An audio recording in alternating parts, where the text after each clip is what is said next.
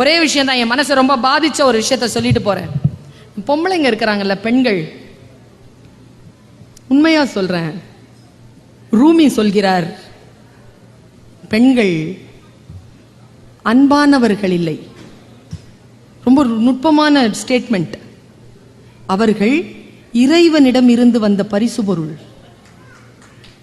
அவர்களிடத்தில் அன்பை மட்டும் எதிர்பார்க்காதீர்கள், அந்த பரிசு உங்களுக்கு வேறு எதையோ அள்ளித்தரும். ஞானிகள் பெண்களுக்கு அடங்கி போகிறார்கள் என்று பேசுகிறான் ரூமி. யோசிச்சு பார்த்தா, சொல்லுவதற்கு மிக கஷ்டமாக இருந்தாலும், புரிந்து கொள்வதற்கு ஏற்றுக்கொள்வதற்கு கஷ்டமாக இருந்தாலும், பெண்மை என்கின்ற விஷயம் இருக்கல, அது ரொம்ப அலாதியான சக்திங்க, அலாதியான விஷயம். அது அந்த அலாதியான விஷயத்தை போற்றக்கூடியவர்கள். ஒரு செய்தியை சொல்றேன். நான் சமீப காலமா மன எழுச்சிக்கான வகுப்பு நடத்துகின்ற பொழுது, பிள்ளைகளிடத்தில் பேசுகின்ற பொழுது இதை சொல்லிக்கொண்டே இருக்கிறேன். முடிந்தால் நீங்களும் ஒரு முறை இதை நினைவுபடுத்திக் கொள்ளுங்கள். தெரிந்தவர்கள் நினைவுபடுத்திக் கொள்ளுங்கள், தெரியாதவர்கள் தெரிந்து கொள்ளுங்கள். சில விஷயங்கள் நமக்கு ஏதாவது ஒன்று கற்றுக் கொடுக்கணும். இப்ப இந்த அரங்கத்திற்கு நீங்கள் வந்தீர்கள்.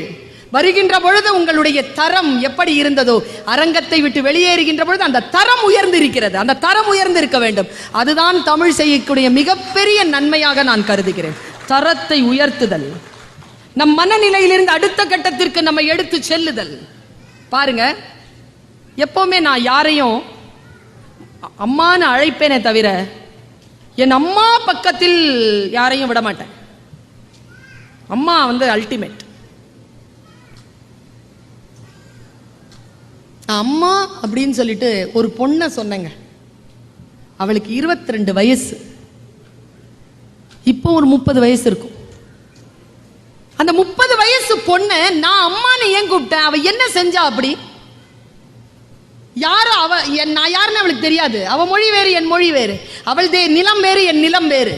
அவள் வடநாட்டுக்காரி, நானும் அவளும் ஒரு தாய் நாடு தான். ஆனால் அவள் தேசம், அவள் பிரதேசம் வேறு, என் பிரதேசம் வேறு. அவள் கலாச்சாரம் வேறு, என் கலாச்சாரம் வேறு. அவள் மார்க்கம் வேறு, என் மார்க்கம் வேறு. ஆனாலும் நான் அவளை அம்மா என்று சொன்னேன். எப்படி அவள் என் மனதை பாதித்தாள்? அப்படி என்ன செஞ்சா அவ? எத்தனையோ விஷயங்களை நான் வாசிக்கிறேன். மனதில் தூய்மையோடு அதை நம்புகின்ற நேரத்தில் அதை நான் மற்றவர்களிடத்தில் பகிர்ந்து கொள்கிறேன். ஆத்மார்த்தமாக விஷயங்களை எப்படி நான் உள்வாங்குகிறேனோ அந்த ஆத்மபூர்வமாக அதை நான் வெளிப்படுத்துகிறேன், நான் வெளிப்படுகிறேன். அவளை நான் அம்மா என்று அழைத்தேன். எப்பொழுது தெரியுமா? அவளுக்கு வயசு 22ங்க. அவ பேரு அரூமினா சின்ஹா. அவ உத்தரப்பிரதேசத்தை சேர்ந்த ஒரு பெண், 22 வயசு, வாலிபால் பிளேயர். அவ ஒரு நாள் உத்தரப்பிரதேசத்துல டெல்லிக்கு போறா. வேலை கிடைச்சிருக்கு அவளுக்கு டெல்லிக்கு. ராத்திரி 1:30 மணி ட்ரெயின்ல 4 ஆண்கள் ஏறுறாங்க. அவ செயின் ஏதோ போட்டிருக்கா. நான் அவளை எங்க தெரியுமா பார்த்தேன்? அவளுடைய வீடியோவை பார்த்தேன். எப்போ தெரியுமா பார்த்தேன்? என்னுடைய பிள்ளைகளுக்கு, கல்லூரி பிள்ளைகளுக்கு நான் ஒரு கேம்ப் நடத்துவேன் NSSல. மன எழுச்சிக்காக, மோட்டிவேஷனுக்காக ஒரு ஒரு வீடியோ கிளிப்பிங்ஸ் எடுத்து தேடி தேடி அந்த குழந்தைகளுக்கு போட்டு காட்டு. அப்படி ஒரு டாக்குமெண்ட்ரி ஃபிலிம்ல அவ வரா.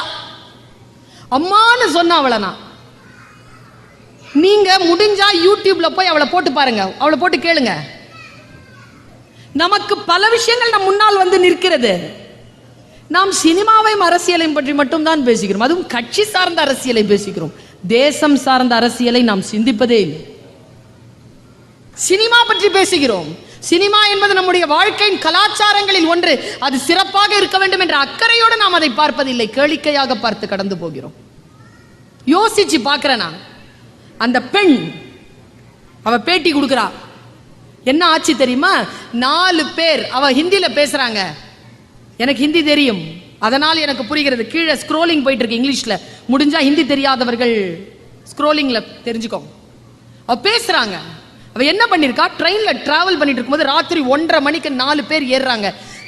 அந்த கோச்ல நிறைய பேர் இருந்தும் கூட அவன் அந்த செயினை பிடிச்சி ஒருத்தன் இழுக்கிறான். இவ ஸ்போர்ட்ஸ் கேர்ள், தடுக்கிறா. உங்களுக்கு தெரியும் தானே, வன்முறை என்பது நீங்கள் எதிர்க்கின்ற பொழுது இன்னும் கூடுதலாக உங்களுக்கு கிடைக்கிறது. அடங்கி போனால் வன்முறை, ஒரு அளவோடு இருக்கிறது, அது தொடர்கிறது. எதிர்த்தால் உயிர் போகிறது. அவ எதிர்க்கிறாங்க. 4 பேர் என்ன தெரியுமா பண்ணாங்க? அவளை பிடிச்சி இழுத்து ஆளை சின்ன பின்னமாக்கி அவளை சவமாக்கி அவளை ராத்திரி 4 மணிக்கு அவளை கொண்டு போய் அவள் போராடுறாங்க. 4 மணி வரைக்கும் போராடுறாங்க. அவளே சொல்றா, இத போராடி கொண்டு போய் அவளை கரெக்டா அந்த கதவு கிட்ட கொண்டு வந்துட்டாங்க. அவ எவ்வளவோ போராடுறா, முடியல. கதவுல இருந்து அவளை தள்ளி விடுறாங்க. ஓடுற ட்ரெயின்ல இருந்து விழறா 4:30 மணிக்கு. கீழே விழுந்துட்டு அவ சொல்றா, அவளுக்கு அவ ஜீன் போட்டிருக்கா, ஒரு காலை தொட்டு பார்க்கறாளாம், கால் செதஞ்சு இருக்கான், காலா தெரியலையாம். இந்த ரைட் காலை தொட்டு பார்க்கறா, எலும்புகள் துருத்திட்டு இருக்கான்.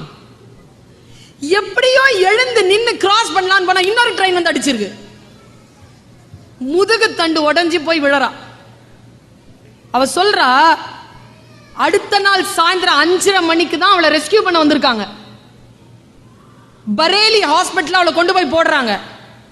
நான் நாய்களை விரட்டி கொண்டிருந்தேன்னுங்கிறா, அன்கான்சியஸா ஆயிடக்கூடாதுங்கிறதுனால அவளை கொண்டு போய் போடுறாங்க. 5:30 மணிக்கு சாயந்தரம்.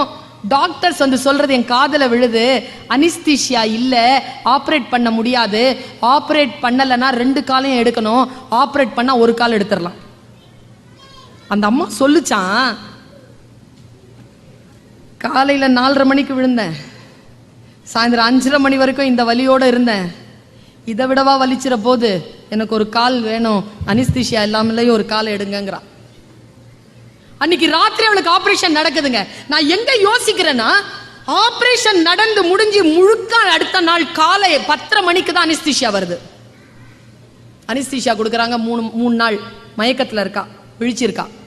அவன் தாய் மாமா வந்தானா, வந்து பார்த்து சொன்னானா, இந்த காலில் ஃபுல்லா பிளேட், முதுகு ஃபுல்லா பிளேட், இந்த கால் இல்லை, ஒரு கால் இல்லை. தாய் மாமா சொன்னானா, ஏய் நீ ஸ்போர்ட்ஸ் பொண்ணுல, மலை ஏறது உனக்கு பிடிக்கும் தானே, எவரெஸ்ட் ஏறியான்னு கேட்டாரான். அவன் சிரிச்சாளாம், கால் போயிடுச்சே மாமா, முதுகு தண்டு உடஞ்சிருச்சே, நான் என்ன பண்ணுவேன்? ஏ மலை ஏறுறதுக்கு, எவரெஸ்ட் மலை ஏறுறதுக்கு 2 கால் வேணாம் அப்படின்ட்டு போயிட்டாராம். அந்த ஒரு சொல் போதுமானதாக இருந்ததுன்னு பேசுறாங்க. அவ ஒரு சொல் போதுமானதாக இருந்தது. உங்களுக்கு ஒரு விஷயம் தெரியுமா? 3 மாசத்துல கேலிபர் ஷூ போட்டுக்கிட்டு 3 மாசத்துல இருந்து அவ எவரெஸ்ட் ட்ரைனிங் போறாங்க. 2011 மார்ச் மாசம் அவளுக்கு அடிபடுது. 2013 மே மாசம் 21ஆம் தேதி எவரெஸ்ட் ஏறிட்டா. எவரெஸ்ட்ல உட்காந்துக்கிட்டு இந்த பேட்டி கொடுக்குறா. அவ ஒரு டயலாக் சொன்னாங்க, ஒரு ட்ரெயின்ல அடிபட்டு அவ இப்படி கடக்கிறா பாருங்க, அதை பார்க்க முடியாது உங்களால, உடம்பெல்லாம் சீவி சின்ன பின்னமாய் முகமெல்லாம் வீங்கி ப்ளூவா கிடக்கிறா. போட்டோ இருக்கு அதுல. அவ சொல்றா, ஒரு ட்ரெயின்ல அடிபட்டு கீழே விழுந்து இன்னொரு ட்ரெயின்லயும் அடிபட்டு இன்னும் உயிர் போகாம இருக்கனா, கடவுளுக்கு என் மூலமாக நான் சாதிக்க வேண்டிய திட்டம் வேறு ஏதோ இருக்கிறது என்பதனை நான் நம்பினேன்னு சொல்றாங்க. சொல்லிட்டு நான் எங்க தெரியுமா அவளை அம்மான்னு கூப்பிட்டேன். இதுக்கெல்லாம் அம்மான்னு நான் கூப்பிட மாட்டேன். ஏன் தெரியுமா?